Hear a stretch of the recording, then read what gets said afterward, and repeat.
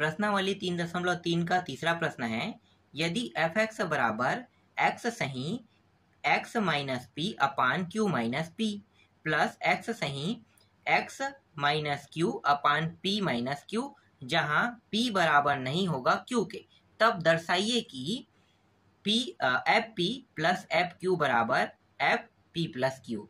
ये सिद्ध करना है। तो चलो पहले जो दिया है उसको लिख लेते हैं। तो दिया क्या है, इस प्रश्न में दिया है एफ एक्स का मान दिया है।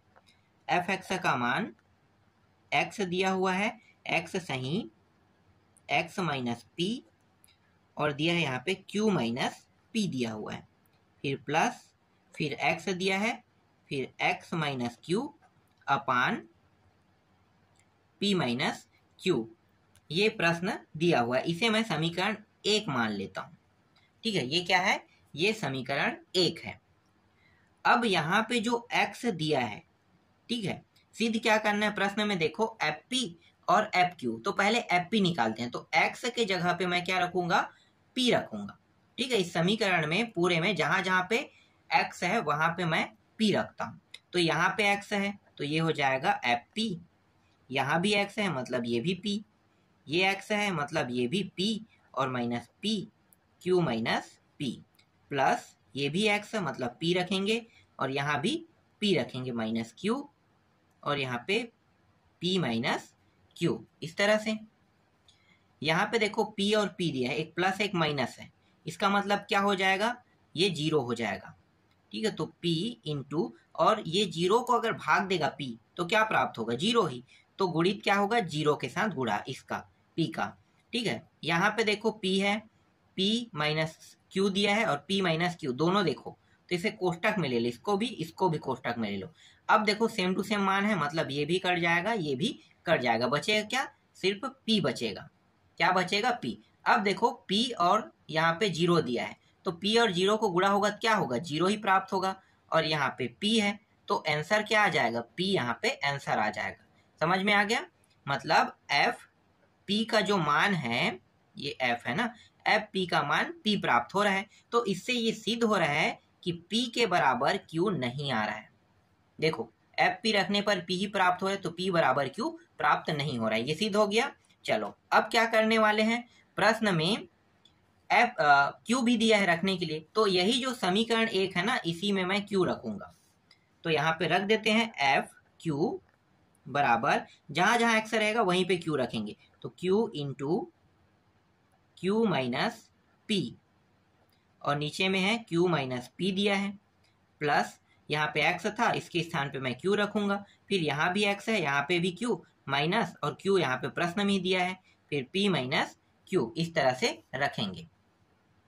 तो देखो ये दोनों सेम टू सेम है, ये भी कट गया, ये भी कट गया, बचा क्या यहाँ पे, सिर्फ q बचा। और यहाँ पे देखो, यहाँ पे है, एक सेकंड मैं आपको दिखाता हूँ, देखो यहाँ पे क्या दिया है भाई, एक सेकंड, ये क्या है, q है, q को लिख लेते हैं। ठीक है, q और q देखो 0 हो गया, और 0 p और माइनस q अगर 0 को भाग देगा तो 0 ही प्राप्त होगा, तो ये 0 हो गया, तो ये प्राप्त हुआ, ये 0 हो गया पूरा मान, क्योंकि q और 0 का गुणा होकर q 0 ही प्राप्त होगा, तो ये q, तो यहाँ पे लिखो एफ q बराबर कितना प्राप्त हुआ, q प्राप्त हुआ।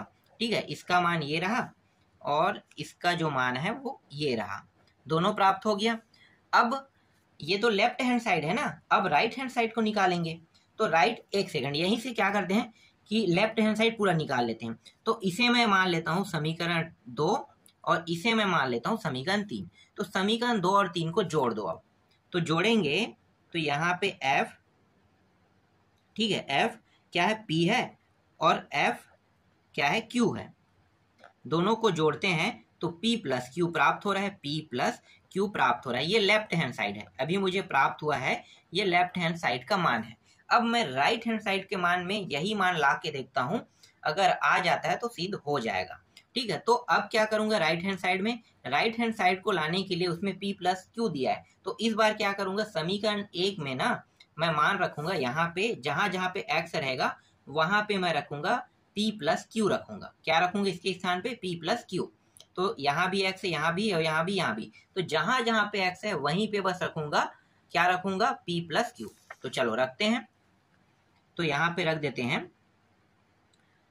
F P plus Q, x के स्थान पे और यहाँ पे एक्स है तो मतलब पी प्लस क्यू आएगा, फिर इंटू यहाँ भी एक्स है मतलब यहाँ भी पी प्लस क्यू और माइनस यहाँ पे पी दिया हुआ है, फिर यहाँ पे Q minus P plus x के स्थान पे फिर पी प्लस क्यू और यहाँ पे माइनस क्यू दिया हुआ है, फिर p माइनस क्यू। इस तरह से जहां जहां पे ना x था वहां पे मैंने p प्लस क्यू रख दिया। हाँ, एक चीज यहाँ पे मैं भूल गया हूँ, ठीक है, यहाँ भी क्या था, p प्लस क्यू है क्योंकि x था ना, तो यहाँ पे आपको लिखना है, जिसे मैं यहाँ पे लिख देता हूँ, भूल गया तो। चलो आगे हल करते हैं। अब यहाँ पे देखो ये p है, ये p है, कट गया, तो यहाँ पे p प्लस क्यू बचेगा और ऊपर में q बचेगा और नीचे में q माइनस p बचेगा। यहाँ पे क्या है, p प्लस क्यू जिसे मैंने ऊपर में लिख दिया है, ठीक है। अब इंटू लगाओ, अब देखो ये क्यू दोनों कट गया, यहाँ पे बचा क्या, p, तो यहाँ पे बचा है p माइनस क्यू, बस बचा है, ठीक है। यहाँ पे अब देखो यहाँ भी p प्लस क्यू है, यहाँ भी p प्लस क्यू है, दोनों में है, उभयनिष्ठ निकाल लेते हैं, तो ये p प्लस क्यू उभयनिष्ठ निकल गया।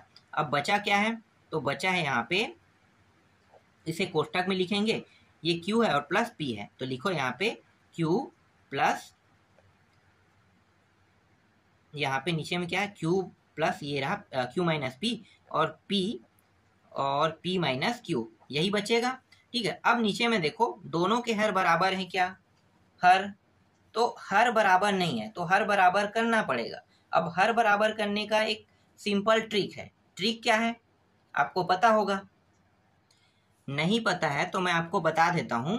देखो यहाँ पे क्या दिया हुआ है, p माइनस क्यू दिया हुआ है, तो मैं क्या करूँगा, ये जो p माइनस क्यू है ना, इसको मैं बना लेता हूँ, यहाँ से माइनस बाहर निकाल लेता हूँ। कैसे, देखो पहले से यहाँ पे मैंने उभयनिष्ठ p प्लस क्यू को मैंने निकाल लिया है ना, अब यहाँ पे है q और यहाँ पे है q माइनस p, इस तरह से दिया हुआ है, तो यहाँ पे कौन सा चिन्ह है, प्लस चिन्ह है, ये p है, ठीक है।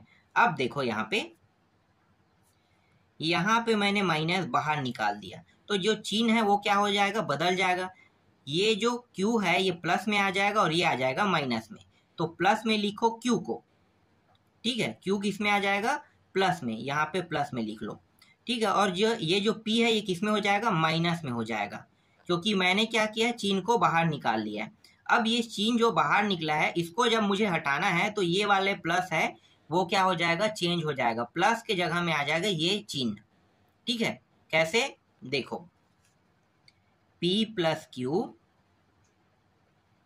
और यहाँ पे है q माइनस p प्राप्त हुआ, ऊपर में ये माइनस बन गया और यहाँ पे देखो ये जो मान है दोनों अब क्या है, सेम टू सेम है, ये माइनस ऊपर चला गया है नीचे से ऊपर, तो यहाँ पे q माइनस p हो गया और ये भी क्या है, QP और QP दोनों सेम है, तो दोनों सेम है तो एक बार लिखेंगे इस तरह से। आपको पता होगा जब भी हम हल करते हैं तो नीचे का हर अगर बराबर नहीं है तब हम क्या करते हैं, उसे बराबर करते हैं, तो अभी ये बराबर हो गया, बराबर नहीं था तो हमें बराबर करना था, अब ये बराबर हो गया है तो इसे हम एक बार लिख सकते हैं इस तरह से।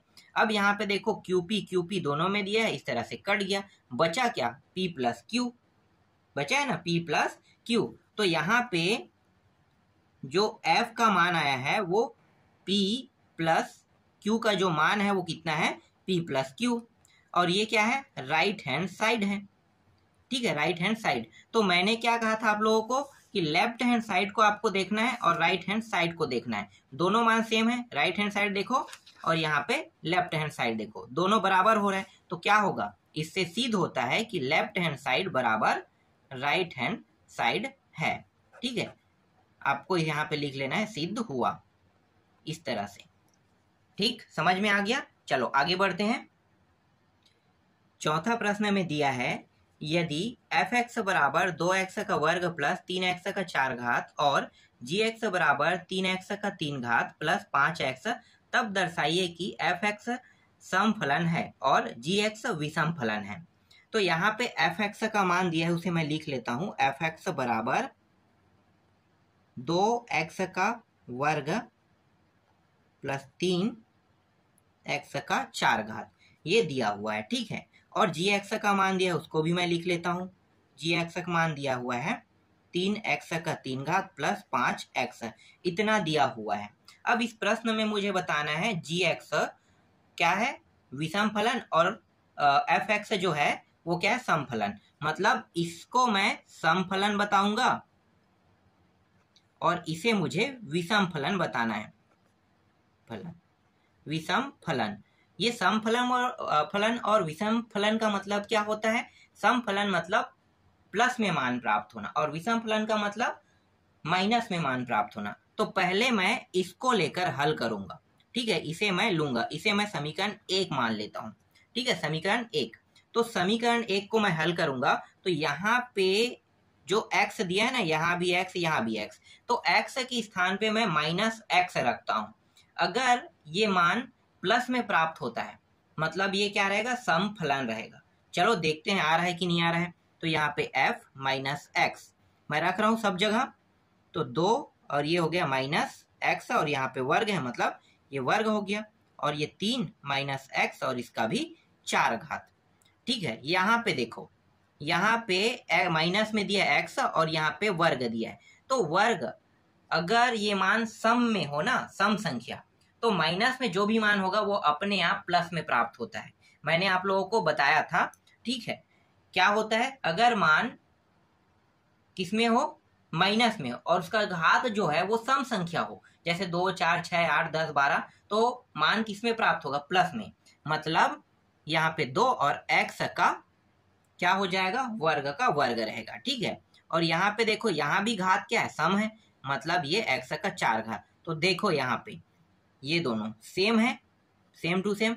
मतलब क्या है, मतलब ये है कि ये किसके बराबर है, fx के बराबर है, और ये क्या है, ये एक समफलन है।